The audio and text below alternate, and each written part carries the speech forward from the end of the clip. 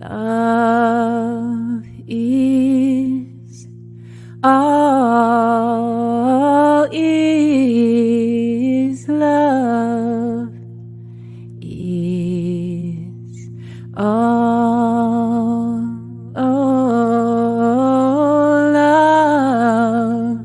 is all is love is all.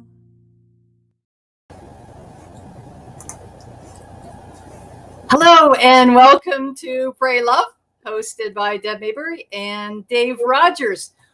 We had a little bit of a technical glitch. Well, exactly, I had a huge technical glitch, but it has been resolved and it was actually very minor. So welcome to Pray Love. We're so happy that you can join us live this evening or in the recorded version. And I'm really super excited about tonight's show with a very, very special guest. But before we begin, as always, Dave will do the land blessing. Well, thank you so much, Deb, and welcome everybody. We'd like to begin by acknowledging that the land on which we gather is the traditional territory of the Haudenosaunee and the Anishinaabe. This territory is governed by the Upper Canada Treaties, is within the lands protected by the Dish with One Spoon Wampum Agreement. Mother Earth, Father Universe, all enlightened beings, friends, family, ancestors, please join us tonight for a conversation, a heart connection, a healing, and a delightful experience. Thank you, thank you, thank you. Over to you, Deb. How are you today? Thanks, Dave. I'm doing great. You know, it's really it's a beneficial characteristic of mine to kind of go with the flow. And when things get a little bit panicky, I go into this mode again. You know, like there are people screaming at me in the stands, and I'm officiating, and I just kind of calm down into that moment. And it was a really silly little thing that happened at the beginning of the show when we were just on our way to Zoom, and it just dawned on me what I had done. Oh, I won't even go into it. I want to jump right into the show this evening. So we have a guest tonight that I want to bring in here and introduce. Hi. Hey, Danica. Yeah, so great to see you here this evening. It's great to see you too. Yeah, I would like to introduce everybody to Danica, who just happens to be my niece. So I'm very proud of her for coming on the show this evening. I'd asked her quite some time ago and said, didn't know when it was going to happen, but it was going to happen. And, you know, we've been going through this thing. It's been a year called COVID. I don't know if you've heard about COVID, but it's been affecting everybody on this planet in different ways. And I'm just kind of growing tired of hearing about the same thing over and over again. I actually avoid watching a lot of the news, but I'm really interested in the impact on the kids. And, you know, Danica is 14, heading very soon to 15. And I just wanted to bring her on and to get a kid's perspective. So a little bit about Danica. Like I said, I think I mentioned she's my niece. So that's first and foremost. She's an older sister to Sydney. She didn't have that in the order of the introduction, but I'm putting that first and foremost. Danica loves climbing, you know, rock climbing, those wall climbing things. That's crazy. We have to go sometime, though, when we can get back together again. That would Absolutely. be a lot. As soon as quarantine's up. Yeah, exactly. Right. She's also an artist, and she's been developing that skill. She's a kid that really is expressing herself. And as you can see, the way she appears tonight, I love this look. I've seen her various looks. And I love every one of them. I love that she has the confidence to express herself. She's a grade 9 student.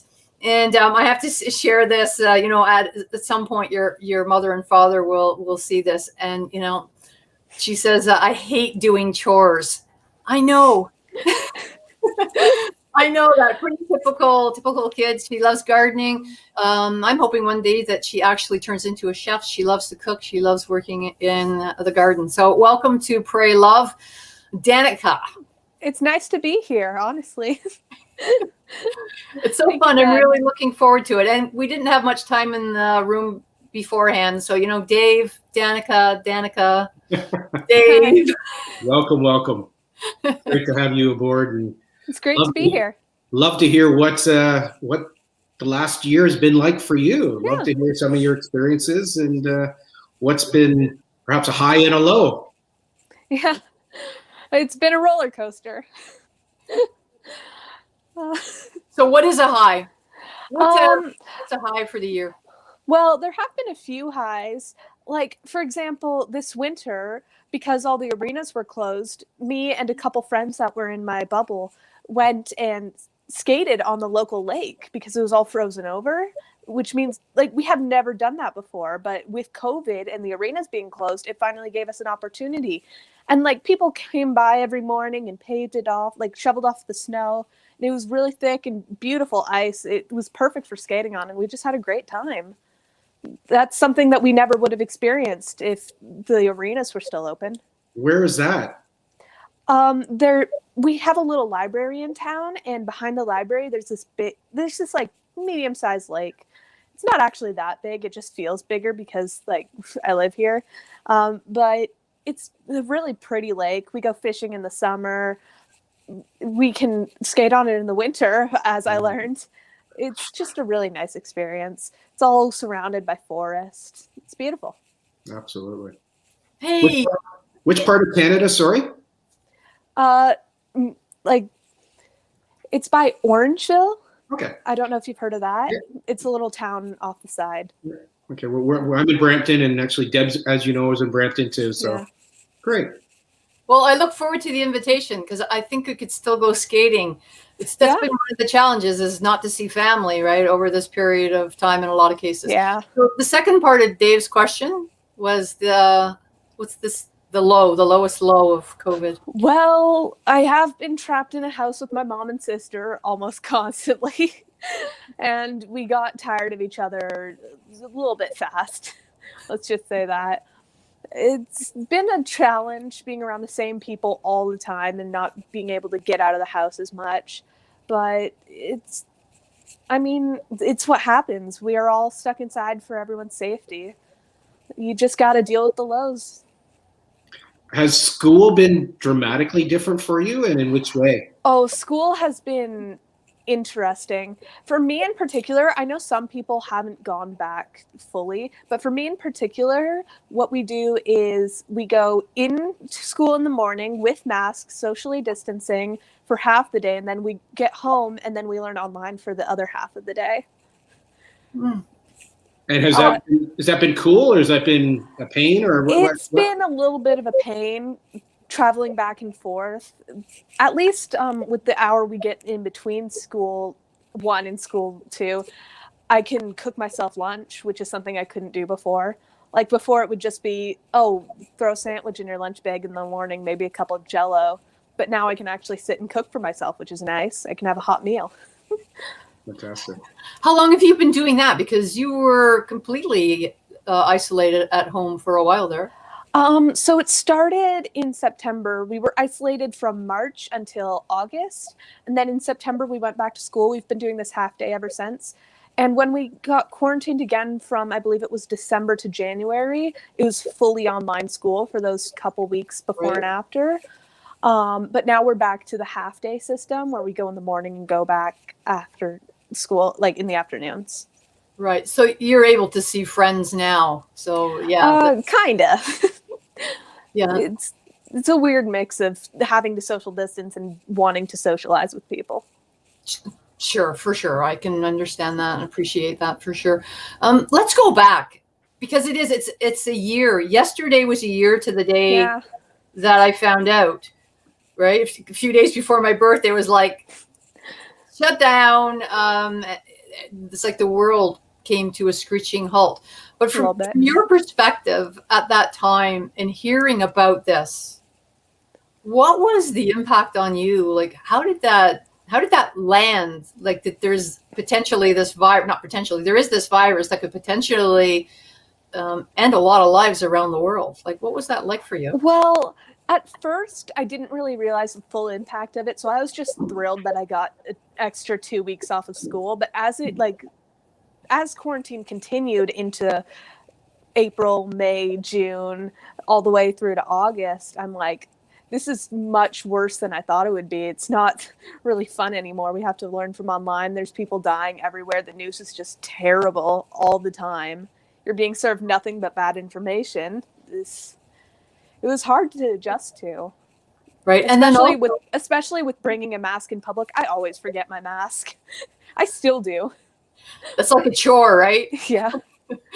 So you were supposed to graduate from grade 8 then. So I was supposed to graduate from grade 8. We had a grade 8 trip coming up that everyone was looking forward to, but it got canceled, of course, because we can't be around people.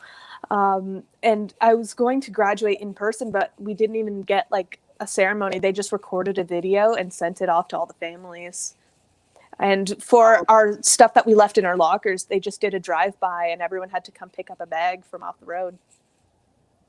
Oh, wow. I hadn't heard that one. Yeah. That's surreal. It was an interesting experience. Let's put it that way. I'd love to dig a little deeper, because when you're seeing all this, like it really is so different. It can be weird. Do you feel that it's been has it been an uplifting or a drop down for you? And in what ways are you dealing with both of those? It's been a bit of both. Interestingly, it's been an up in that a lot of people at school don't really like me or talk to me. I have a few close friends, but other than that, I'm not exactly popular. But with this whole quarantine and everything, I got to branch out online.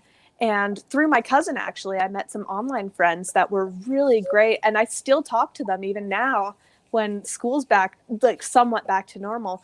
They were really nice to me. And now I have more of a social life. That's actually really cool. Is that something that is pretty common for teenagers these days? Is maybe your really global think network? So, yeah. Pretty much everyone I know at this point has online friends. It's like two separate worlds, right? You have your people in person, and then you have your online friends you met over quarantine. And it's like two separate worlds that you have to balance. And is that in Canada, or have you met people internationally also? And has there been something you've learned that was really cool about that?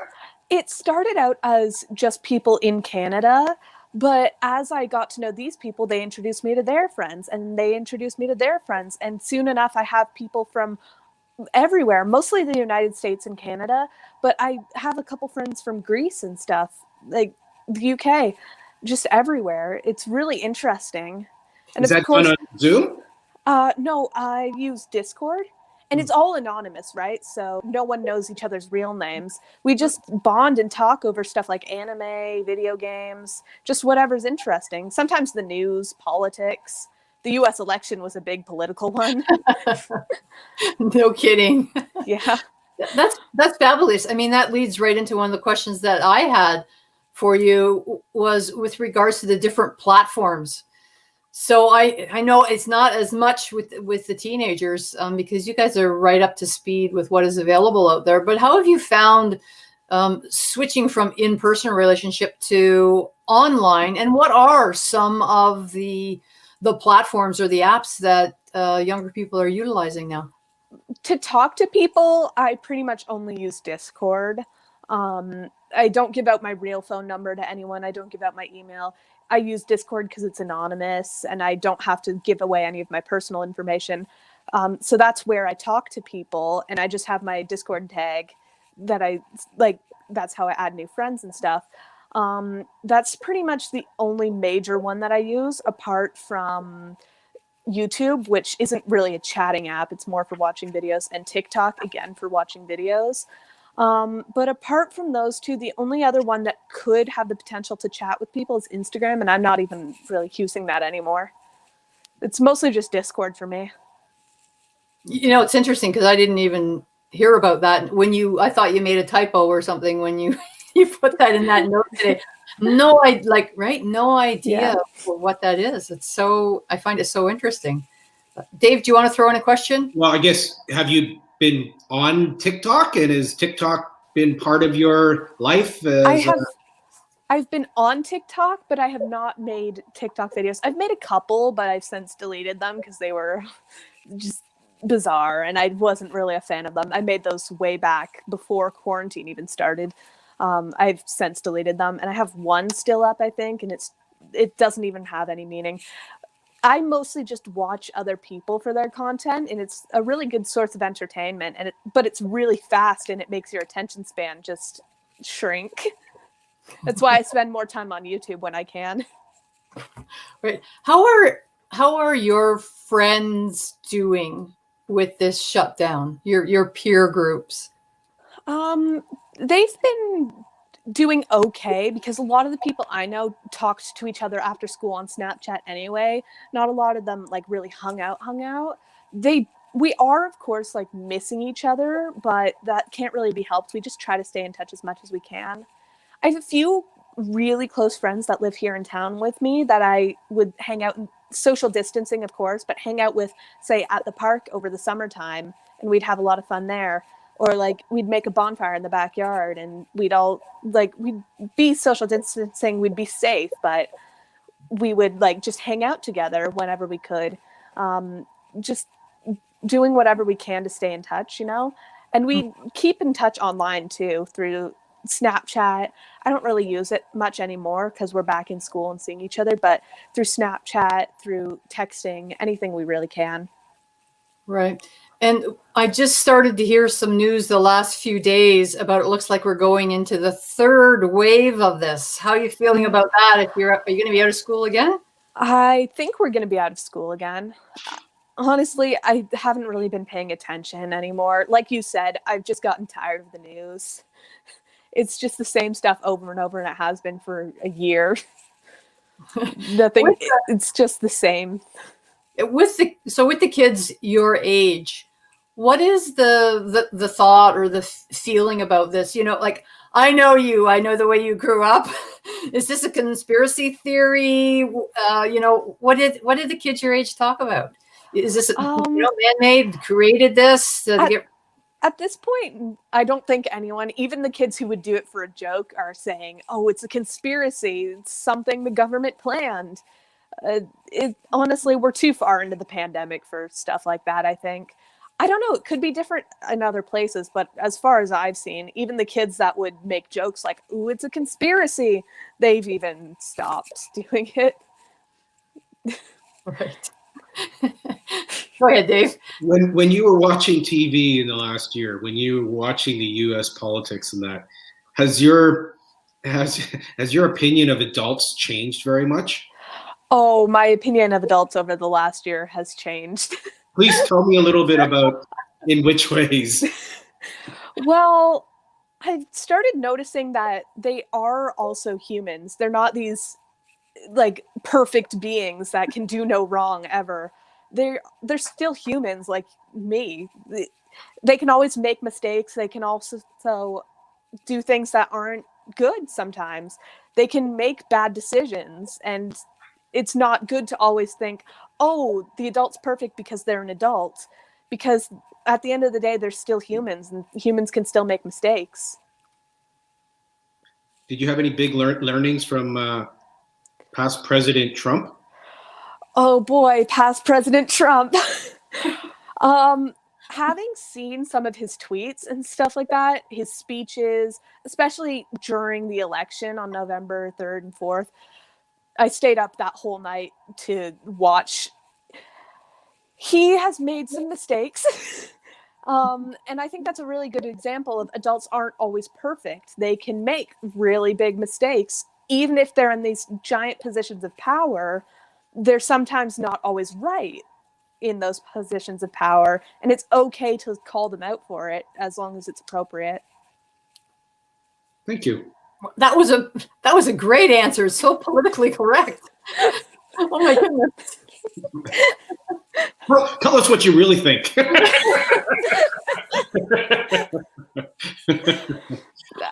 He has done a lot of questionable things and a lot of things that I really do not agree with. But at the end of the day, he's a human and he's going to make those mistakes.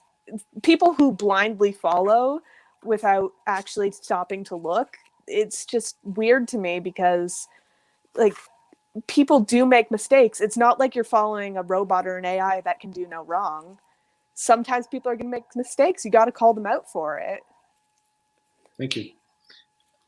Great. That's a. I'm curious. I guess my follow-up would be, when you watch Prime Minister Trudeau, does your energy go up or does your energy go down, thinking he's our leader here in Canada? My energy sort of goes down because he hasn't done nearly the level of things that Donald Trump has done. Donald Trump is just way far out there, and Trudeau looks a little tame by comparison. Thank goodness. Yeah. Thank goodness. God, imagine if we had a second Trump right next door. Yeah. I just bit my. I was going to say something, and I decided to bite my tongue on that. Some would say he's in the UK, Mr. Boris. Just a touch. So, on that note, if you were, the next leader of this country, oh boy,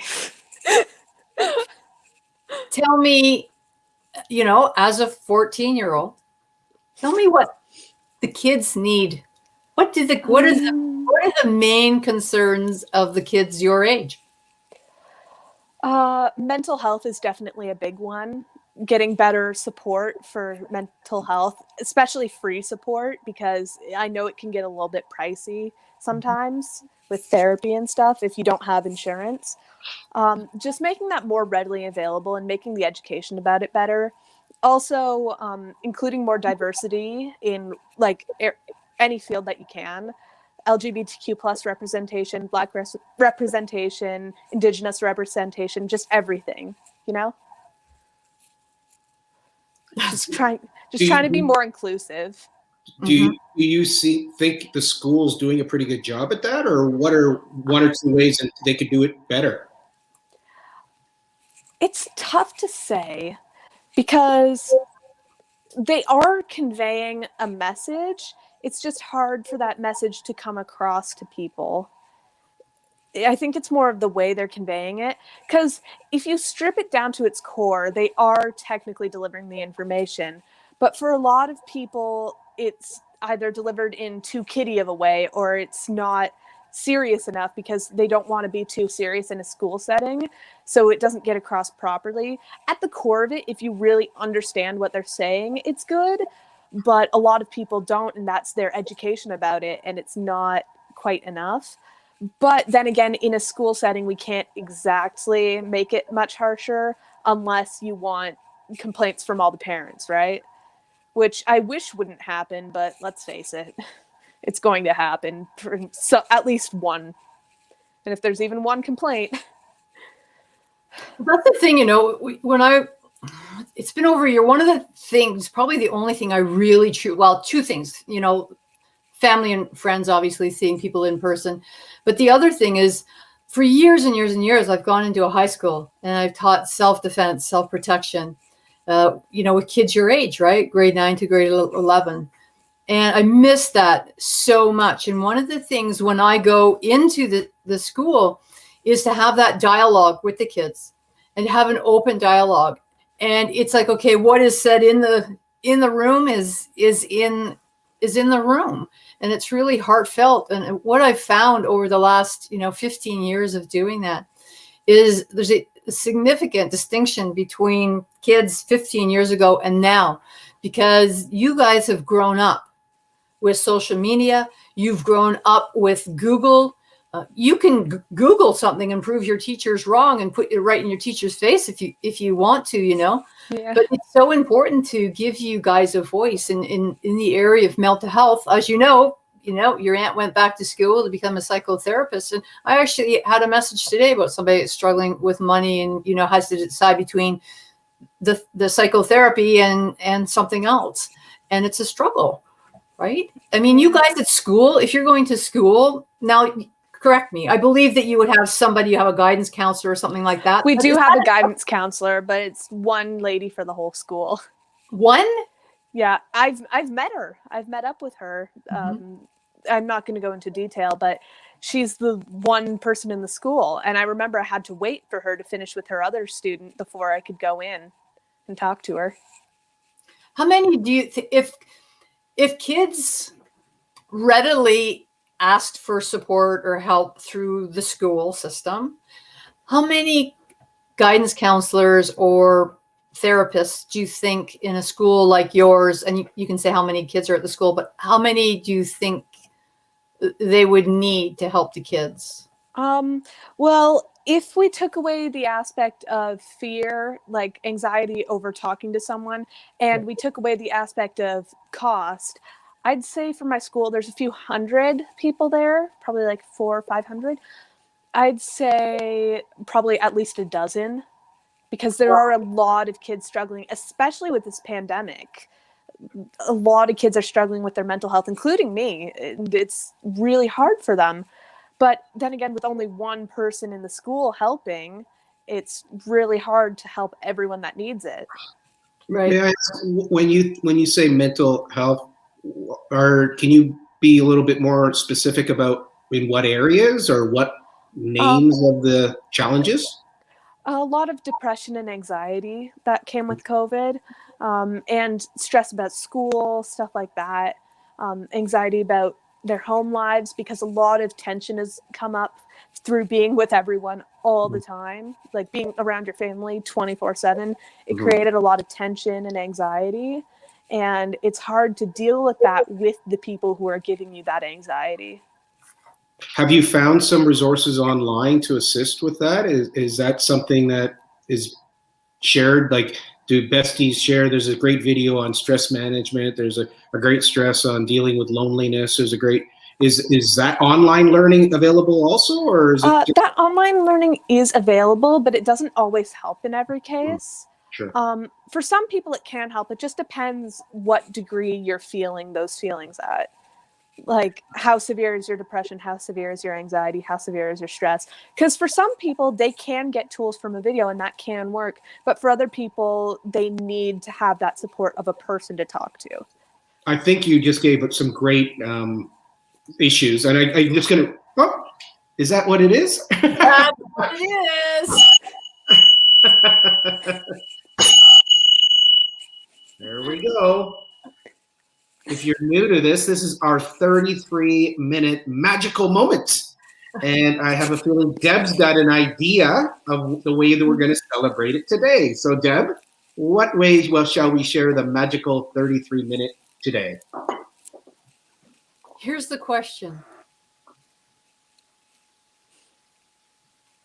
You can have any wish that you want to improve this planet.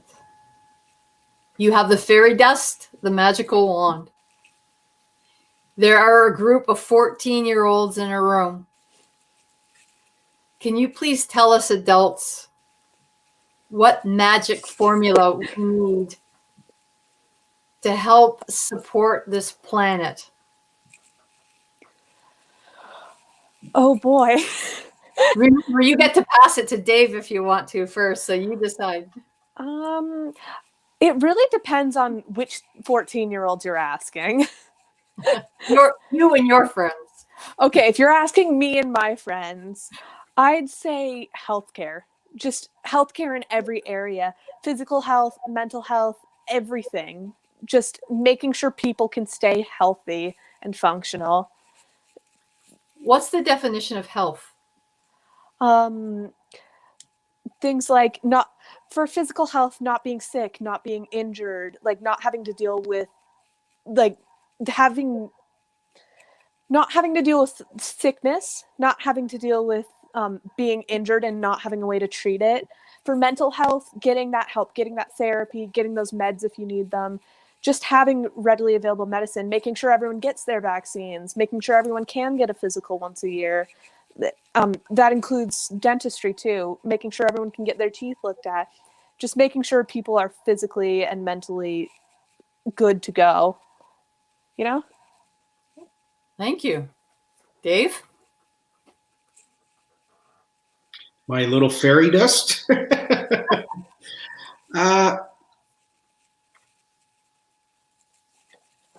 sincere curiosity, expressed compassion, and playful kindness would be the little dust that I would share with people. I feel that the idea of what you shared about skating on a pond is the type of energy that if I had a little package, I'd love to share that, because I have a feeling when you're on that ice and you're breathing in beautiful air and you're feeling expressive and connected to Mother Earth, there's a vibrancy of just amazement and awe. And that's what I would love to be able to share. And over to Deb. Well, it's interesting. Maria, I know there's going to be a delay on this, but I know that you're watching. If you could post that picture with the people on the boxes, the equity versus equality, if you hear that, if you can post that. So I'm going to say something about that. So I believe that there is some perception, I think it has to do with Darwin, survival of the fittest, that we are here and we are programmed and wired to compete, to argue, to fight, to outdo each other. I believe the complete opposite. I think that there's so much stress on this planet and heartache because we have been focusing on that. And I think that if we come, to the table together as equals, that means leaving judgments outside of the door. And if we put other people ahead of ourselves, and again, my word is curiosity, Dave's using that one. And if we come together, that I think that we can shift the planet by increasing our individual frequency. We can all do better in so many ways. And one of the most obvious one to me is just being a little bit kinder rather than being the first to snap off somebody else's head. Though we're allowed to occasionally, but I say that playfully because Danica's here, and I know that her and her sister can definitely snap playfully at each other. But I think if we come forward to the table with a little bit of that, then we could do a lot better. And and that brings me to the question I want to ask you, Danica. Like, we hear so much about the negativity around COVID. And people are struggling, and I appreciate that. But I also see a lot of good things, actually. For me, when I ride and I see a blue sky, I see a sky, the color of the richness that I don't recall seeing, unless I'm, up north or when I was in Alaska one time. So what would you say are some of give some, positives, or do you perceive that, I mean, you mentioned a couple things, but what are you seeing that is really something, like positive about this? Is there something? It's a lot quieter outside without any planes or cars going by. There's a few cars, but especially where I live, it's a small town. The main road is deserted half the time. Like, you can cross the street no problem, and that's the 401, I believe. It's really nice to just have that quiet. You can hear at night, you can hear the humming of the street lamps, but there's not any honking or driving around. Like, you can smell the air, you can smell the trees around you. It's really nice and peaceful. It feels, for me, because I live in a small town, it feels like I'm in that small town. That is so true. It's so interesting that you say that, because I have noticed that so much. I mean, getting up early and walking Sage in the morning, it's quiet anyways, but I've really noticed a distinction. It's incredible how quiet it is everywhere. I love it. I just love it so much. I'd like to be curious about your creativity. You mentioned that, or Deb mentioned you like cooking. Are there some things that you like cooking or would love to cook, or perhaps express some of your creativity? What's engaging your creativity as a 14-year-old these days? Well, in terms of cooking, I just cook whatever I'm in the mood to cook. Like yesterday, I made peanut butter cups, like homemade peanut butter cups, homemade applesauce. homemade orange juice and a couple different types of tea, orange spice and apple cinnamon tea. So I just spent the night cooking, just whatever I felt like cooking, whatever was there. But another time I could say make a steak dinner with potatoes. I could make fish and rice, like battered fish and rice. Just depends on what I'm in the mood and on what's there. But I do love cooking. In terms of other creativity, though, I write poems sometimes. I write songs. I do sketches from time to time, which is hard because I like drawing people, but I'm bad at drawing people. It's very complicated, and I get frustrated. I haven't done painting in a while, but I did like to paint back when. Just stuff like that. That's great. Have you been doing a lot more of that? Oh, since quarantine, of course, yeah. Mm-hmm. Yeah. What is the thing you miss the most? Being able to see my cousins and my aunts and my uncles, because I haven't been able to see them in so long because of like the whole pandemic. I saw my cousins recently after a whole year, but we were all social distanced and wearing masks. It's just not the same, you know? It was really nice seeing them, but I just miss them. I know, it's bizarre.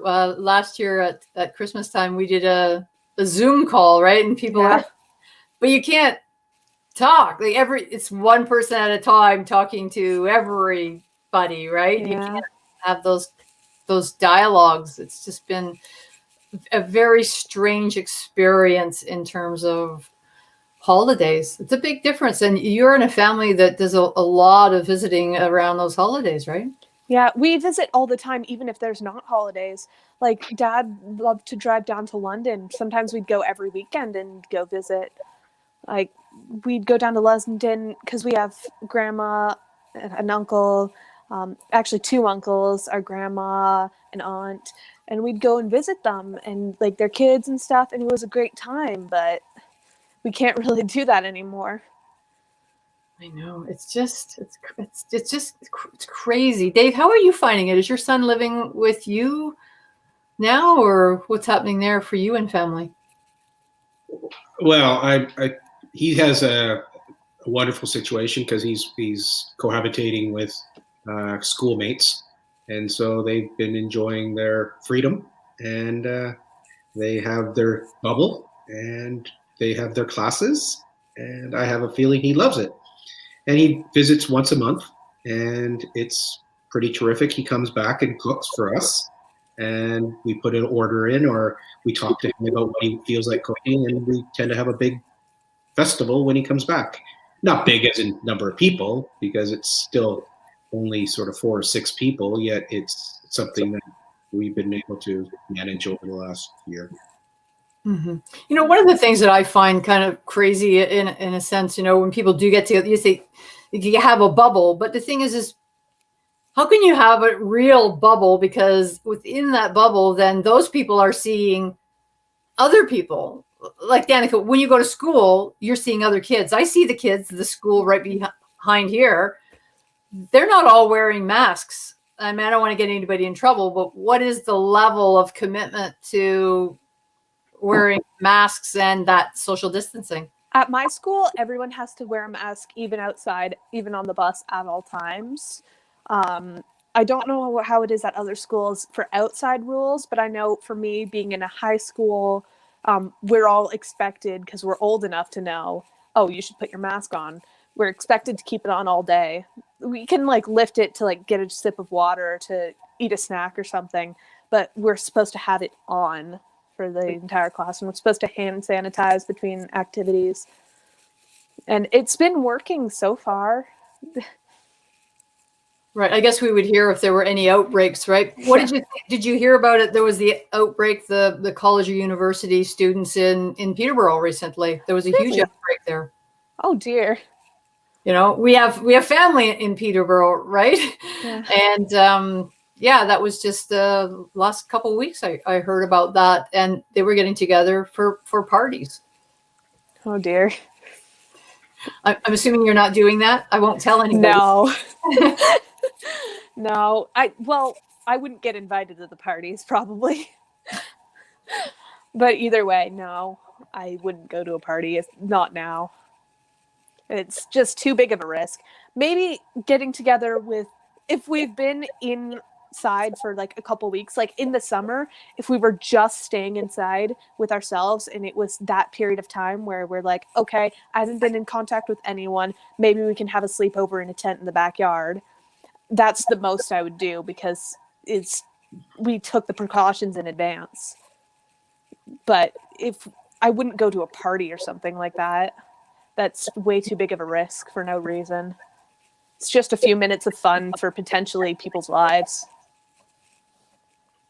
Are you keen to get an injection when an injection's available for you? Yeah. Yeah, I'm not afraid of needles. I'm not afraid of getting the vaccine. I just really want to get it so that I can finally, at least as a step further towards this pandemic becoming a thing of the past. I just want it over with as soon as I can. There's just some notes here. Sherry saying it's great that you cook.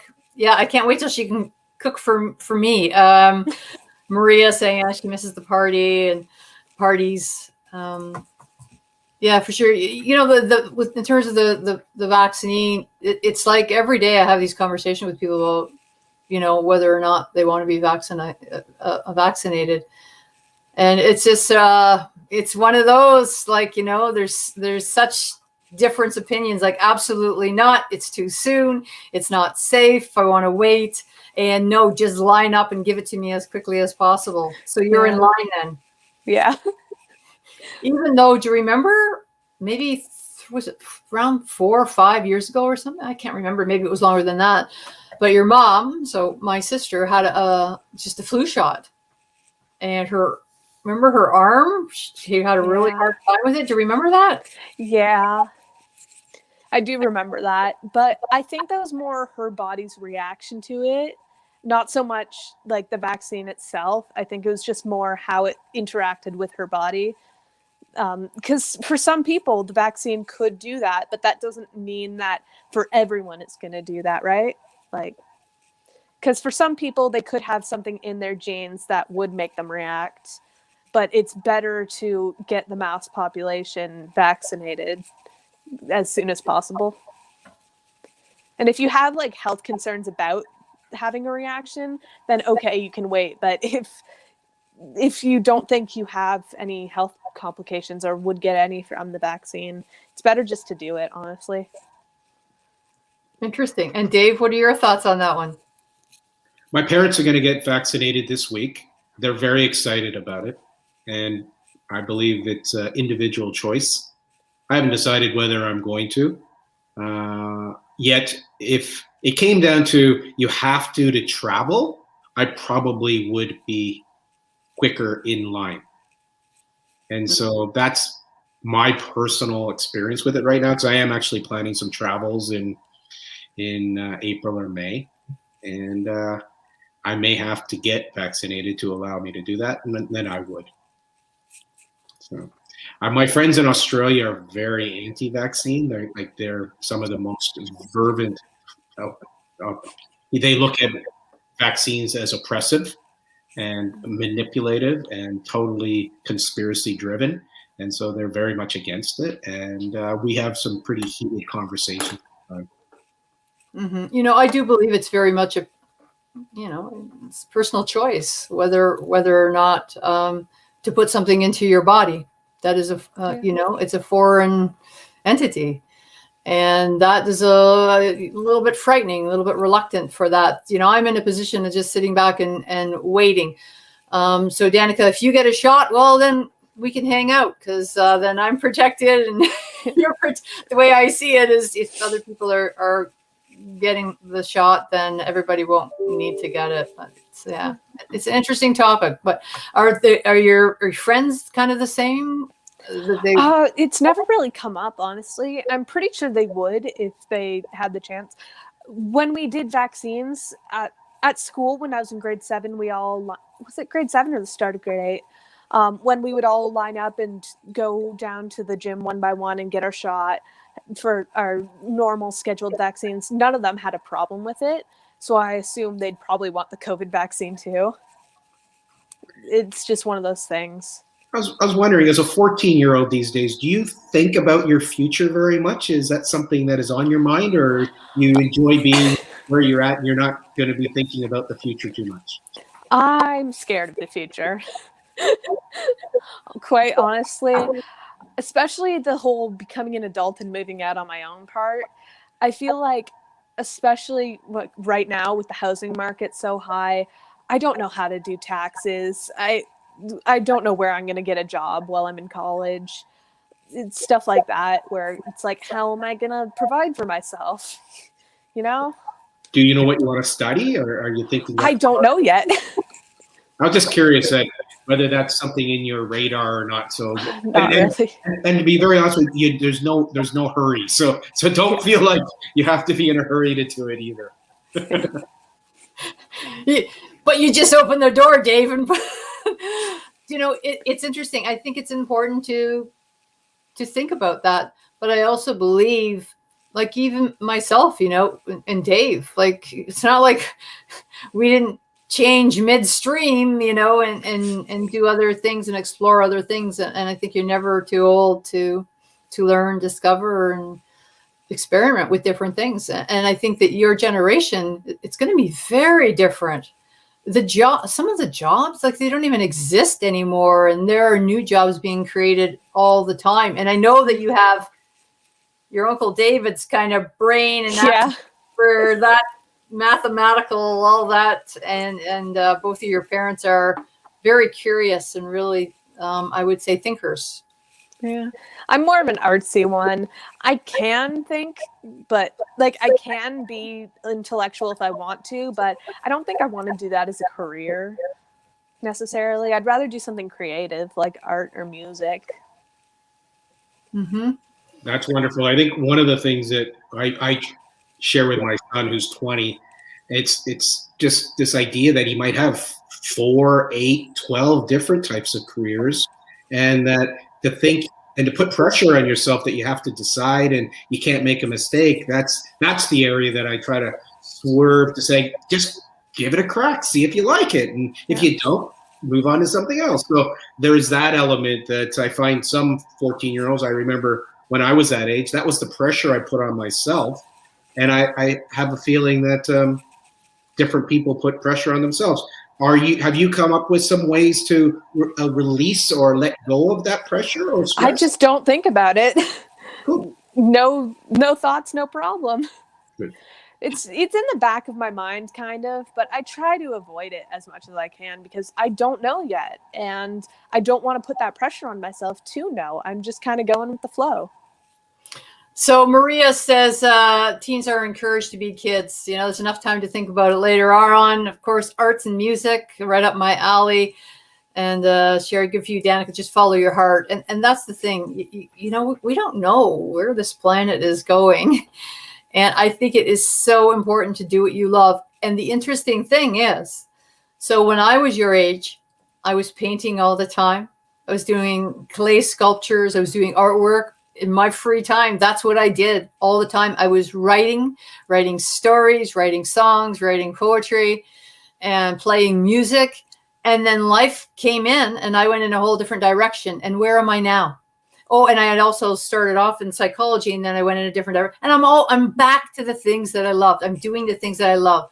So I just did this whole loop and have come around, And I think it's so important to just follow your heart and do what you do love. Yeah. It's funny how life works like that we always end up going to the things that we love. Well, like you said, even with the opportunity that COVID provided for the time and, the online platforms, you were able to find a peer group. Yeah.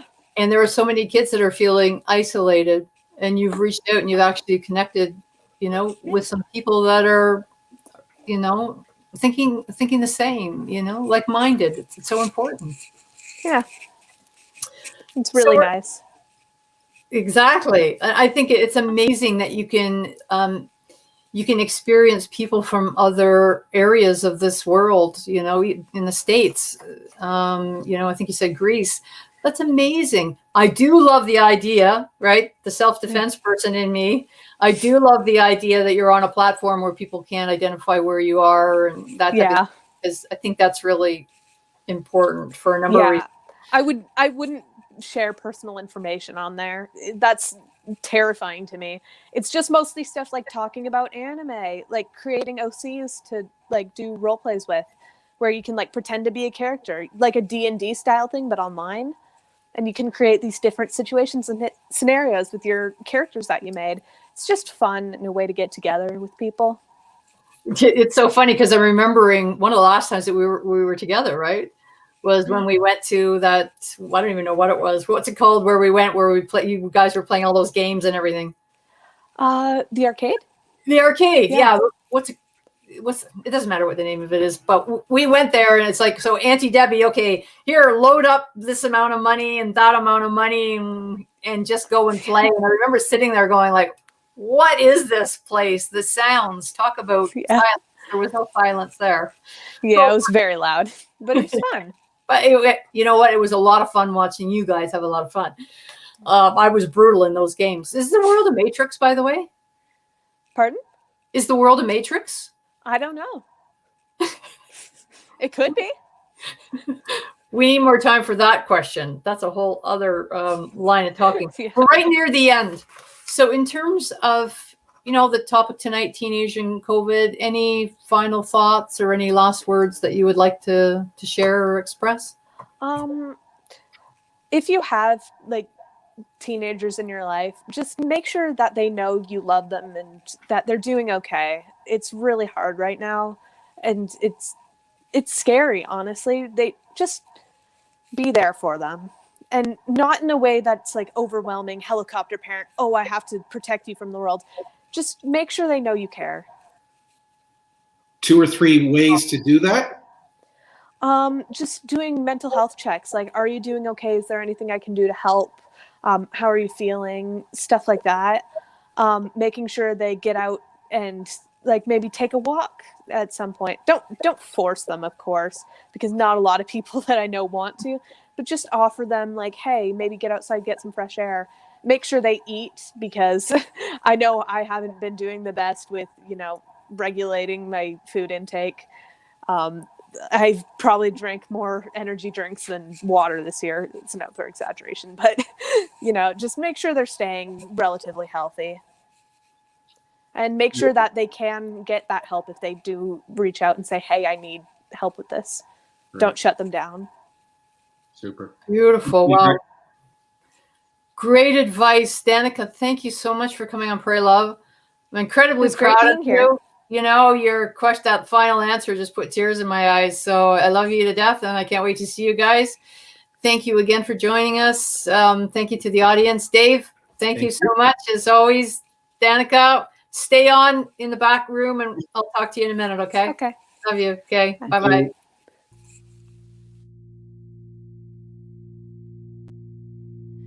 Love